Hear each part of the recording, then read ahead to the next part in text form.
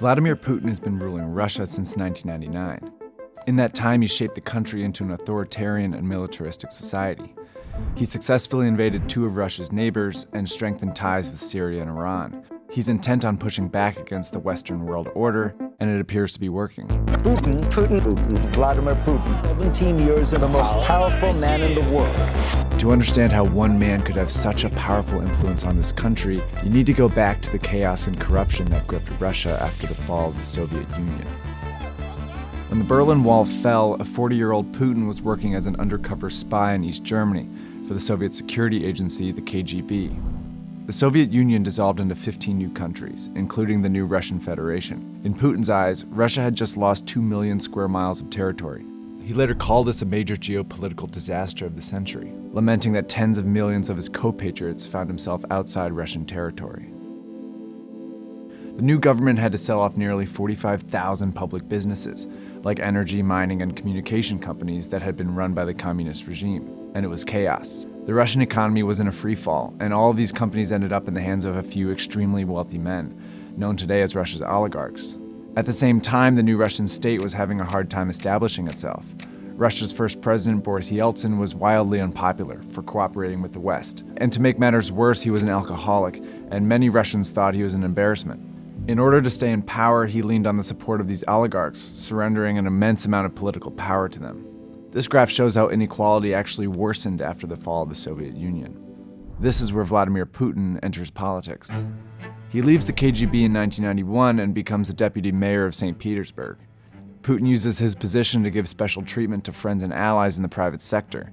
He helps them structure monopolies and regulates their competitors, quickly becoming a favorite among the oligarchs. Before long, he's assembled a support network of oligarchs, crime bosses, and security officials, mostly fellow former KGB officers like he was. With their help, he rapidly ascends to the upper echelons of the new Russian state. In 1999, President Boris Yeltsin appoints Putin, still relatively unknown in national politics, to be the prime minister. A fierce nationalist, Putin feared Yeltsin was letting the US dominate Russia and that NATO, the alliance that worked for decades to contain Soviet influence, would expand into the new liberated countries and surround Russia. Putin's goal then became to build a strong Russian state, one that would be both stable at home and capable of exercising more influence over its neighbors. And he quickly got his chance.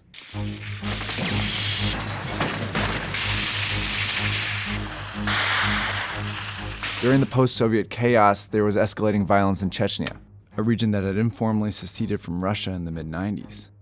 Chechen warlords and terrorists were pushing into Russian territory and attacking the border.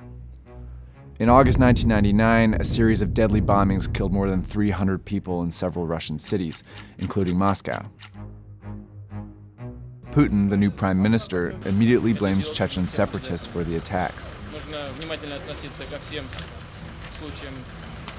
He regularly appears on Russian television, claiming he will avenge Russia. The population quickly rallies around him. Putin's approval ratings jump from 2% before the bombings to 45% after the bombings. Journalists later uncovered evidence that suggests Russian security services could have been complicit in the Moscow bombings, perhaps knowing they would spark support for a strong man like Putin. But a closed-state investigation quickly quashed any dissenting theories. So Russia launches a popular and devastating war in Chechnya. The capital city of Grozny was leveled by Russian bombing, and some estimate close to 80,000 people died. And in less than a year, Russia successfully brings Chechnya back under its control. In December 1999, Yeltsin suddenly resigns, making Putin the interim president. In May, during the bloody campaign in Chechnya, Putin wins the presidential election. He begins to shape the Russian state to his vision. Patronage and corruption remain some of his key tools, but he quickly suppresses the oligarchs under his rule.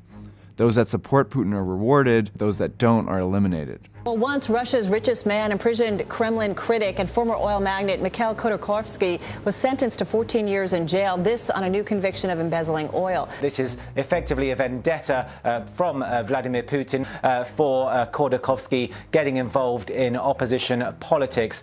With the oligarchy tamed, Putin was now free to move his vision outside of Russia's borders. At the time, relations with the US were fairly good. Putin even vacationed at George W. Bush's summer home. I looked the man in the eye. I found it to be very straightforward and trustworthy. But things were about to change. In August 2008, Russia invades Georgia, a former Soviet republic. It's a display of aggression and strength on behalf of pro-Russian separatists there. Russia quickly annexes 2 small parts of Georgia, drawing condemnation from all over the world. Interestingly, though, Putin was not president during the invasion. See, the Russian constitution says a president can only serve 2 consecutive terms, but sets no limit on the total number of terms one can serve. So Putin took the prime minister role again, when his hand-picked successor Dmitry Medvedev served as president. When Obama is elected U.S. president in 2008, he attempts to reset relations with Russia, and they make some progress, most notably to limit both countries' nuclear arsenals. But Putin remains paranoid about U.S. intentions and remains opposed to these new relations. He's particularly bothered by U.S. interventions in the Middle East, especially in Libya in 2011. He publicly criticizes Medvedev for not vetoing the action in the UN Security Council. Putin announces his candidacy for president and wins the 2012 election by a preposterous margin. Injustice, says Dmitry. This outrage can't continue. I'm here to say no to Putin. Putin starts his 3rd term once again amid chaos. He doubles down on his authoritarian governance style at home and his militaristic strategy abroad. But in both cases, he showcases a mastery of information. Since he first took office in 2000, Putin has kept a tight leash on Russian television. Essentially, all news outlets are state-owned propaganda machines. His regime decides which stories air and how, always depicting him as the strong Russian leader. In 2012, he cracked down on human rights and civil liberties, making clear there was no room for dissent in his Russia. Using state television, for example, he administered a blistering campaign against a feminist and gay rights music group, Pussy Riot. The latest and the loudest such performance was the so-called punk prayer at the Christ the Savior Cathedral, where they were yelling things which were rather profane to be yelled in church. Of course, 3 members of punk group Pussy Riot were convicted and sentenced to 2 years in prison. Putin has also bolstered his aggressive foreign strategy. He's used traditional military methods, like sending weapons and fighter planes to help dictator Bashar al-Assad fight a bloody civil war in Syria. But Putin's regime has also developed and fostered the most effective cyber army in the world, and he's used it to wreak havoc in the West. These hackers have stolen classified US information, hacked politicians' email accounts, even shut down Georgia's internet while Russian troops invaded, and of course, they tried to sabotage Hillary Clinton's presidential campaign in 2016. Russian hackers have also launched propaganda campaigns in support of right-wing candidates in Europe. With this, Putin hopes to exploit and deepen the political divide in Western democracies. In 2014, the Putin vision culminated in the targeting of Ukraine, another former Soviet country. Ukraine's president was opening up to the West, and Putin feared he would join NATO. So Russian hackers launched a propaganda campaign against him, stoking protests in the pro-Russia eastern part of the country. He then sent in disguised Russian troops, and before long, violence erupts. In goes the Russian military, and in early 2014, Putin annexes Crimea. He continues to support the fighting in Ukraine, and as of 2017, over 9,000 people have died. The world erupts in protests, but Putin doesn't give in. See, his aggressive foreign policy successfully weakens his neighbors while also rallying Russians around him. But he has done all of this at the expense of his own people. His invasions have prompted harsh sanctions from the West, barring Russian businesses from trading in Western markets. Russian currency has plummeted in value, and the energy industry that Russia relies on is collapsing. It's hard to imagine Russia can continue under these circumstances.